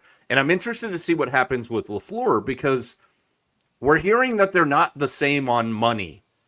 And going into next year, that would make him a coach with a lame duck contract. And the one thing with Matt LaFleur, and whether that's his fault or not, again, we can debate that till we're blue in the face, is Matt LaFleur has not gotten the job done in the postseason either. So I'm interested because they're off on money, Mac, here, if this is one of those things that happens, because I can see a John Harbaugh coaching the Packers. I can see a Mike Tomlin coaching the Packers. I can see a Mike McCarthy, as much as you're going to hate this, Mac, coaching the Steelers. I can see fits for some of these big-time jobs being great fits. I'm interested because nobody's really saying yes or no that LaFleur's coming back next year. And I can see an argument for maybe why. I don't agree with it, but I can see it, Mac. Yeah, I don't know how much it's true. You read so much, like he didn't even fly back with the team. There's a lot of stuff that's going on there. That seems like really weird to me. But I don't think Green Bay had a great year. I don't think they had a bad year. I still think they're young enough. They're trying to figure it out with Love, and they talk about injuries. They had a ton of injuries as well. I didn't think it was a bad year for Green Bay. I thought they played about where they are. We all know with Green Bay, it's kind of like Super Bowl or bust anyway. So, but I didn't think it was a bad year for Green Bay. Yeah, what do you think before we move on? Until they lost 5 in a row, it wasn't bad. It wasn't a bad year for Green Bay. But this team was hit hard with injuries at key positions. I'm not even especially on the offensive side. So there's that. I'm more interested to see if they're going to bring back Malik Tom Willis. Because it's going to be an interesting call because there's a lot of teams and we're hearing some and again, I wouldn't put a whole lot of stock into this, but I'm glad you brought him up, T, because we're hearing the Cardinal situation with Kyler. We're hearing about the Miami situation with Tua, Malik Willis. Some people throwing out numbers like 4 for 80 for Malik Willis. And I get the flashes and I get what's there. But at the same time, I think, guys, what I'm seeing here and from what I'm reading, I see a situation where LaFleur comes back with a new deal, and I think that's the right way to handle things in Green Bay. But I think Jeff Hafley, their defensive coordinator, is a guy that I see the Giants ending up with because they can't close the deal on John Harbaugh, because I think John Harbaugh ends up in Atlanta. I think the biggest thing that happens in this offseason to the Packers is a potential loss of Jeff Hafley, because their defense has been really good since he's gotten there. And if Micah Parsons and the rest of the injured crew was still there, maybe we're talking about the Packers playing the Seahawks instead of the Niners. Well, 100%. I completely agree. Buffalo and Jacksonville, a game that was literally a coin toss for a lot of us. And, another interesting one here, because Superman gets the job done again for the Buffalo Bills. And we've talked about the Bills' ability to have guys that can get separation and make plays down the field. And the biggest catch of that game we've already talked about tonight was from Brandon Cooks on that back foot seed from Josh Allen. I think Jacksonville kind of, for me, did exactly what I expected them to do. They got better. They have a good guy leading the ship, Mack, but they haven't had, that's why I said your name first, because this has kind of been your thing on the show, the step-up year. Jacksonville got their step. Now we go forward. I can't say I'm shocked with what Josh Allen was able to pull off in that game. Nope. I here's my thing. I put same old Jacksonville, because this is Jacksonville. Excuse me. Same old Josh Allen. Here we are again in the playoffs, and it just feels like, and I said it a couple weeks ago, it just feels like, it's like, give me 11 Josh Allens, because that's kind of what it feels like. It just feels like he's doing everything. Everybody else. Yeah. It's just one of those things. It's like, and I just look at it, and I'm looking at this, and I'm going, this is great. I really do. I hope Buffalo could somehow, get another home game. That'd be really cool. But the bottom line is this: I don't think Buffalo has enough. Josh Allen's not going to be enough. They're going to fall short again. I don't think Buffalo has enough, and it's too bad. We've all said it at one time or another. It's the career of Josh Allen is wasting away in Buffalo. But if they pull it off this year, then you can't really say that anymore. But I'm expecting non-linear progression from this Jacksonville team. I'm expecting them to take a step back just because of the division. I think that division has a lot of improvement headed its way. I think Indianapolis is on the upswing, and you say what you want, but I love the fact that Indianapolis went for it this year. Mm-hmm. But you're right, Mac. It was the same old Jacksonville, but I think this is a different Jacksonville. So you keep your head up. You the one. Dude, the people that are busting her chops for that are ridiculous. Like, that was a cool moment. I loved his response to it. Liam Cohn is a coach that I really like, and if he was head coach of my football team, I would love him even more, because he's one of those guys that has the Ben Johnson kind of chip on his shoulder, and he's not a shit. We saw him try and go after Robert Saleh when the Niners and Jags played earlier this year. I love that. I love where they're going. I love where they're headed. I think it's great for Trevor Lawrence. The most watched game of the weekend, guys, was Niners and Eagles, and that was probably the worst thing that could have happened for Kevin Patullo, because it was the most watched game of the weekend, and arguably his worst offensive play calling performance of the entire weekend. Jason Kelce came out and kind of critiqued the Eagles players for not making plays in this game. I think we saw a couple of things, and we'll get to the elephant in the room here in a second, but we saw a couple of things in this game. Again, we saw a San Francisco team that there's not a damn thing you could throw at this team in the postseason or late in the season that they haven't already seen.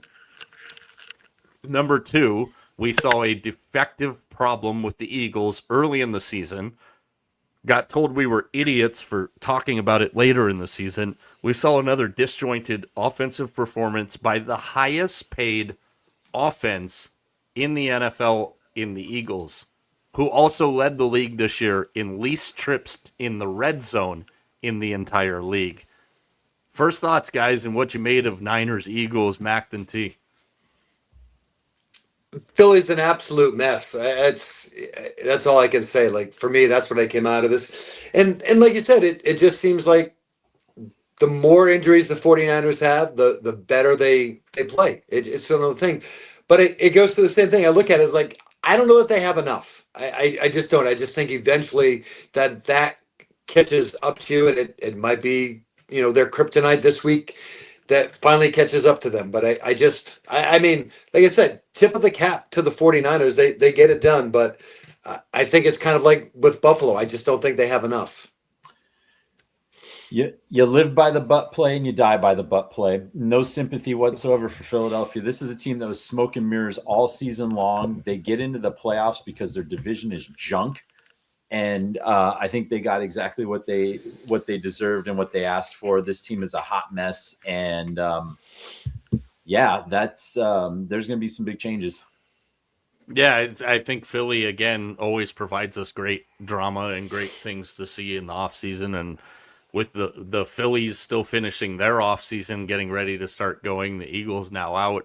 Flyers and Sixers is a toss up of what night of the week it is. So I think we're gonna see a lot of things over the next couple of days, including the moves that they've already made here. And we go to Sunday night, which, guys, I don't want to say I was disappointed in the game, but like to me, from even the Oregon blowout in the Peach Bowl, it was a good game to me. Like I'm not talking about one of my favorite games to watch of all time, but it was like, you just saw Indiana hammer the point home even more. Here's a team that could match up with us on the defensive side of the ball, at least. And we just blew the doors off of them. So that part was fascinating to me. The one game I thought from when we got to the Fiesta Bowl to last night's game that really sucked was Sunday night. And it was the Chargers and the Patriots, because there was no flow to this game. It was clunky. It was ugly. It was boring. Like, Mac, what'd you think of Chargers and Patriots on Sunday night? Because I thought it sucked. I mean, I can understand that, but here's the thing: it's a young Patriots team. I think this is a perfect game for them. I mean, they got their toe wet in the playoff picture. For me, I just think they're going to get better. I mean, I talk about steps all the time. This was a huge step for them. I mean, a young team hosting a game, and they did what they needed to do. But I'm going to borrow a word that T uses all the time to talk about the Chargers. Downright frauds. Chargers are frauds. Let's be honest. You're the fraud guy on this show. I completely agree with you, and I couldn't be happier. And now, what is this? Is this the third year of the Harbaugh or second year? I think it's the second year in LA. Should be in San Diego, but that's another thing. You got 2 11-6 seasons for it, and 2 downright awful performances in the playoffs. As a result, this year was worse than last year because they couldn't get anything going. And you know what? From a selfish side, all I needed was Josh Herbert to throw one stinking interception, and I would have been making money. And the dude couldn't stay on his feet to throw an interception. It was absolute train wreck. I couldn't. But here's what surprised me the most. When I looked at the stats when this game was done, to see that New England had nearly 400 yards of offense. Mm-hmm. Like, yeah, what did you do? Like, where was this? This game was bad. It was bad, but good for the Patriots. They're going to get waxed next week. Here's the interesting thing. Well, I don't know about that, because when we get to our big questions here, we're going to get some questions and some trust issues and some Ticket Tuesday, and then finish on a debate and get it all done in about 12 minutes here. I think the easiest way to sum up the Patriots and Chargers game from Sunday night Justin Herbert was hit 21 times in that Mhm. game. 21. That was more than the combined point total in this game. Sacked 6 times. He spent more times looking at the northeastern nightly lit sky than he did looking forward down the damn field. And that was kind of shocking to me because the one thing we talked about, Mac, and you and I talked about this, is we saw Harbaugh and we saw Sirianni both kind of play their teams in the direction of, we think this is a good matchup. We're going to rest some guys. Last year, obviously, it worked like a charm for Sirianni. This year, it's kind of ironic that both the coaches that did that are both not still in the postseason with us.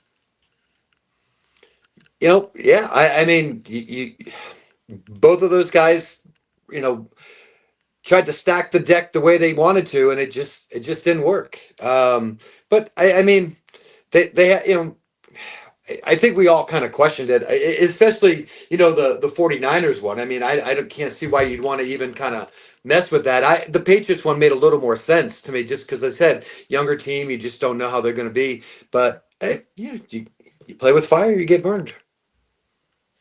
Stove hot. Ow. That's like kind of what I felt like right there. But, we're going to see what ends up happening from it. The final game last night, guys, obviously we talked about this game a little bit already with the situation with Pittsburgh and Mike Tomlin today. But I wanted to shout Sheldon Rankins and Danico Autry. Everybody pays attention to Daniil Hunter. And I heard an interesting conversation on ESPN today. I believe it was the NFL Live crew talking about how that dude's numbers in his career, and Daniil Hunter's never really gotten the appreciation for what he's done. But we talk about Hunter, we talk about Stingley, we talk about Will Anderson.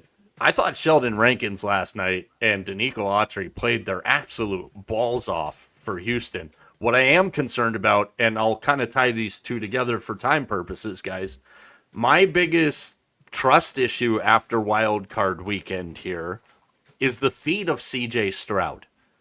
And we know that Christian Gonzalez might be out this weekend for the Patriots against the Texans, but the Texans could also be potentially without Nico Collins for the same reason. They're both in concussion protocol right here.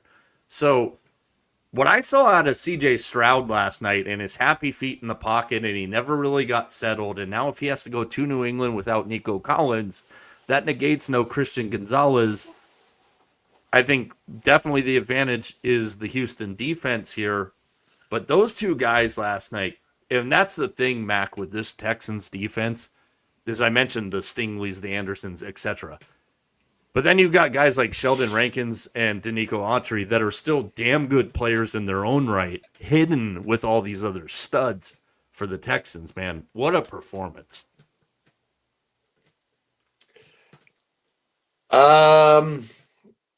I don't know. Maybe it was my gold and black glasses that I had on. I wasn't real impressed with Houston. I'm gonna be honest. I didn't think they were that good. I really didn't. I thought offensively they sucked. I mean, quite honestly, I mean they. I mean it. Let's just be honest. The Steelers had chances in that first half with turnovers that they could have easily, with a team that could have some sort of offense. They could have been up 14, 21-7 easily in that game with the mistakes that Houston had. I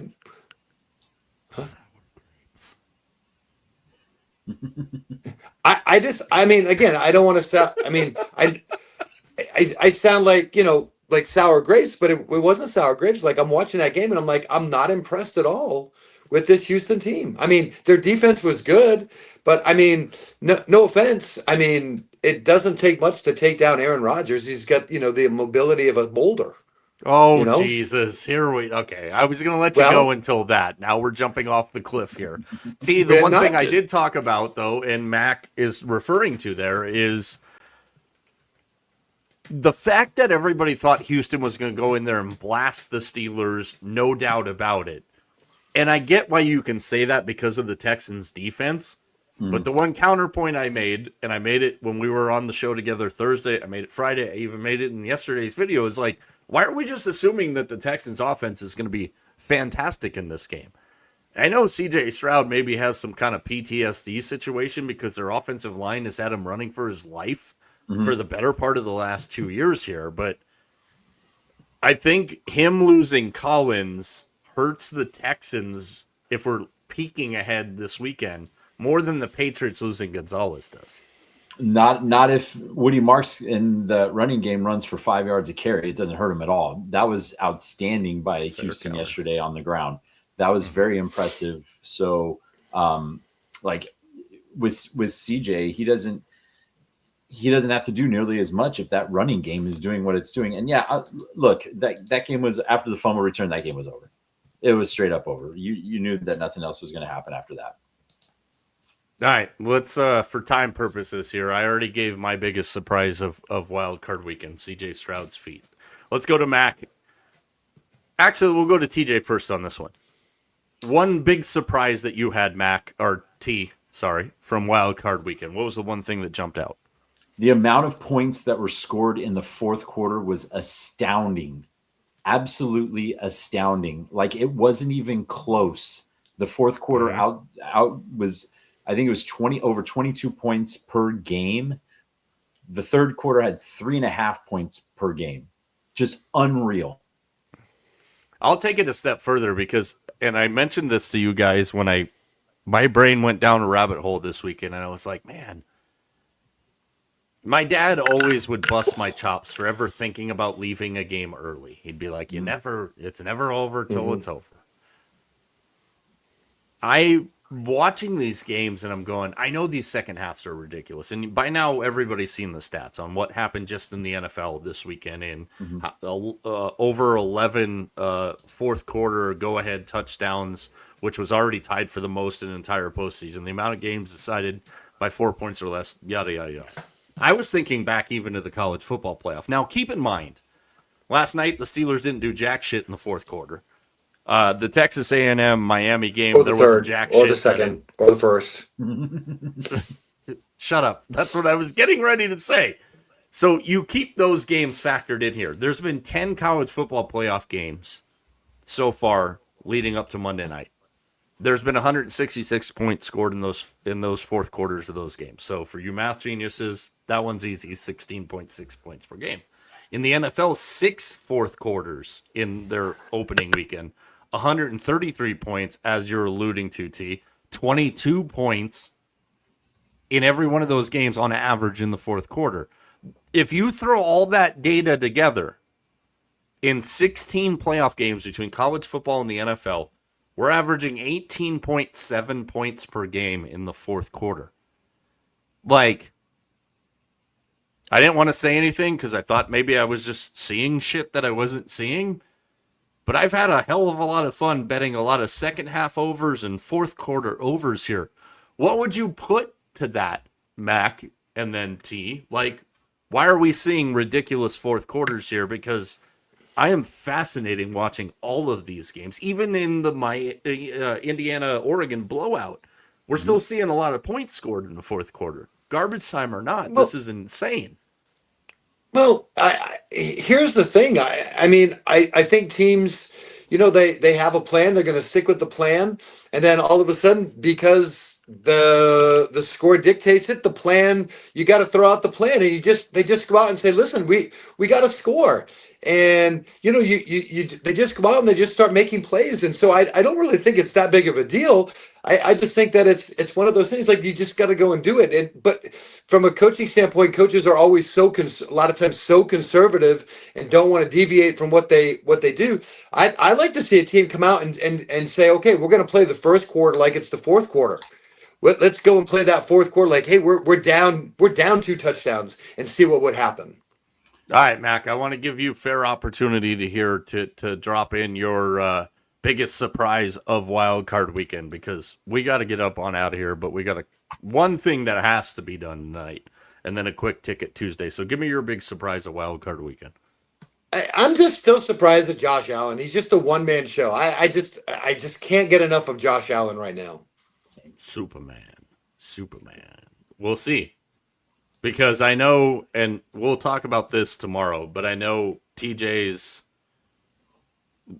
big question going into, now that we know who's moved on, is the Bills' offense. You know what, T? Go ahead and expound on that for a second. Your big question, because me and Mac can get to ours tomorrow.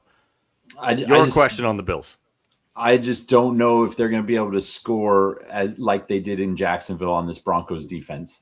And that concerns me as much as I want to see Buffalo in the Super Bowl. They're going to have to get past two of the best defenses in the conference.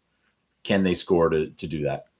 I think it's imperative for Buffalo to get James Cook more involved early. Obviously, we'll get more into these as the week goes, but I wanted to be able to have you drop that one out. I don't have the tweet of the week up for us, but did you guys hear what ETN said about Trevor Lawrence when he was asked after the game about what Trevor Lawrence needs to do and what the Jags need to do going towards next year? I missed that. Yeah, I'll send it to you guys after the show. Those of you that have actually seen it are already laughing at me because you know what he said. He goes, for Trevor, I think it's simple. He just needs to let his nuts drop. That's literally what he said after the game. Ticket Tuesday, go ahead and follow that one on Ticket Tuesday Vegas. Mac, what do you got for us on this Ticket Tuesday? And then we need an answer for something here as we get out of here. Well, we haven't had a whole lot of hockey games, and so I was trying to find a hockey game for us, and there's this game, Seattle at Utah. Team, maybe you can help us out on this. Tickets for as low as $562. What the hell is that? Dude, That's what is. Well, I mean, it's Ryan Smith playing. It's Ryan Smith playing with his new toy. And if you want to see what he's doing, you should go see how his other new toy is doing because they are an absolute tire fire. But keep on charging these prices for free beer. Holy cow. Well, anyway, hey, listen, I got one for us. It's a weekend. It's a Saturday. It's a Saturday thing. We're going to go East Coast, well, kind of Midwest to West Coast. We're going to go Alabama at Oklahoma. It's a little on the pricey side. It's $10 a piece. But listen, that's a pretty good basketball/football game we could kind of go see. And then we're going to just swing out to the West Coast because we love it there. We're going to see, gosh, I don't even know who this is. Oh, Bethesda against San Diego. That's only $8, and plus it's in San Diego, so what could be wrong there? And then listen, we're going to finish our night, Portland against Loyola Marymount, just $7. So that's not a bad little Saturday. Did you just butcher Bethesda, considering Bethesda is from more your side of the country than mine? I know. I got it. Good Lord, Mackenzie. What the hell is going on? All right, final thing. For you that have joined us lately, we appreciate the hell out of you. Smash that like, follow, subscribe button, because you'd be surprised. You think you're following, you're actually not. Shout out to one of our new followers. This is something we're going to do a lot. NorCal Joe on TikTok has been a staunch follower of the show for the last few weeks, so we appreciate that. For those of you that are new, at the beginning of the year, we did our NFL season preview show. We kind of take August a little bit off. For the most part, we do one normal show a week, and then we get you set up for the NFL season. So we did our season preview show, and I picked the Bears to win the North Division. Mack also picked them, I believe, to make the playoffs. TJ was not on board because TJ and Caleb Williams are not BFFs. And I said that the Bears would win the North, and somehow in this conversation we got to it. And TJ has to wear a Bears jersey every time he's on the show or does a video on the show until the Bears are eliminated from the playoffs. The guy who's in charge of the show, not sure if you've seen his face anywhere, did not get the jersey ordered in time to get to TJ. And yes, we were going orange, obnoxious Caleb Williams jersey just to hammer it home. We can't get it to him in time. The Bears are still in the playoffs. So I ask all of you out there, and Mac and I will make our final decision tomorrow night. But TJ's usually on the show 2 times a week and has 2 videos a week. But one of his days, there's a video and the show at the same time. So we're just going to say 3. So TJ is 3 Caleb Williams jersey appearances in the hole right now. Do we have T do something obnoxiously crazy? Or do we have T start next football season in an obnoxiously orange Caleb Williams jersey? Is the ultimate question. Mac, I will let you start on suggestions here.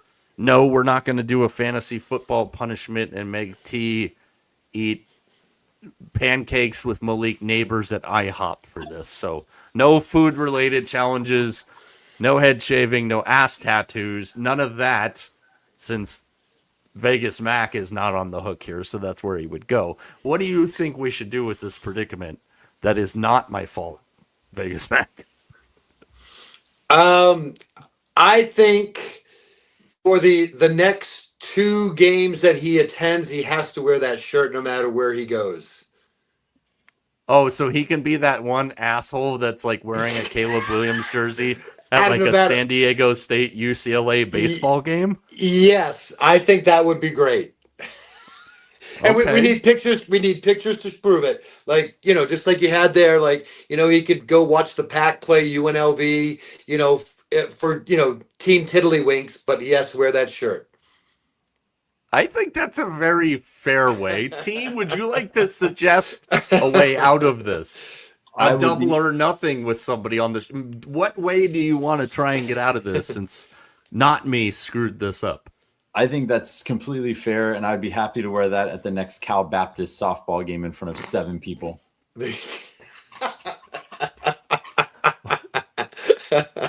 Oh, if you got the Mike Arana show bingo card, Cal Baptist catching a stray in non-basketball was not on your bingo card, so consider that your free square. Mac, you and I have to come up with this for sure tomorrow. All right. I would say, with tea for old time's sake, I would say frozen drinks in front of the door handles at the Orleans on a live stream for 24 hours is kind of what I'm thinking. So we're on opposite sides of the ballpark. Any final words on this Tuesday, TJ, before we talk with you again on Thursday on Lunchtime Live? Nebraska has managed to overcome that large deficit from the first half, and Columbus Blue Jackets with the new coach bump tonight, beating Calgary 5-3. Interesting. Vegas Mac, any final words before we reconvene tomorrow night? I don't think any of my teams are playing tomorrow, so I'm happy about that. First looks at spreads right now for divisional weekend, which obviously we'll talk about more, but make sure you're paying attention to line movement. Seattle 7.5-point favorites over San Francisco on Saturday, over under 44.5. Your second game, or your first game on Saturday, Denver 1.5-point favorites right now, over under 46.5 over the Bills. Patriots -3 over the Texans. This is your first game Sunday, over under 40.5, 35 degrees at the Big Razor in Foxborough. And finally, Bears and Rams at a brisk 18 degrees at Soldier Field. Rams 3.5, over under 48.5. I've already made my play. Is there one of those on your final thought tonight? T, is there one of those you would jump on right now with the numbers I just gave you? Bears. My guy. The Bears. Iceman. Jordan 2.0. Bear down. Sorry, Tim Sinclair. I did not try and imitate you there. You know, if you're in Chicago, the dulcet tones of Tim Sinclair in that ballpark stadium. Mac, any one of those ones that jumps out first initial, like, boom, done, this is what we want to have? No, I like the Patriots. I like the Patriots. Rider. What? Yeah. I like the Patriots. The new catchy tune, Fence Rider, was just playing in Fence my Rider. Yeah, I know. There you go. No, I like the Pats. Remade especially for Vegas Max. So he likes the Pats. You know what? I take that back. I know. I'm going back on my fence. I got to go with my note here. I said I'm picking the upset special for this week already. I'm putting it out there. I think the Bills win in Denver. So Mac's bold call is Bills in Denver. TJ says the Bears. And I say if you're going to give me 7.5 points with Brock Purdy in Seattle, yes, sir, give me the 7.5 points. For everybody behind the scenes, for TJ, he'll be back on Lunchtime Live Thursday. Vegas Mac will be back with me tomorrow night. You know the drill. Happy betting. Get ready. We got you all week. We're out.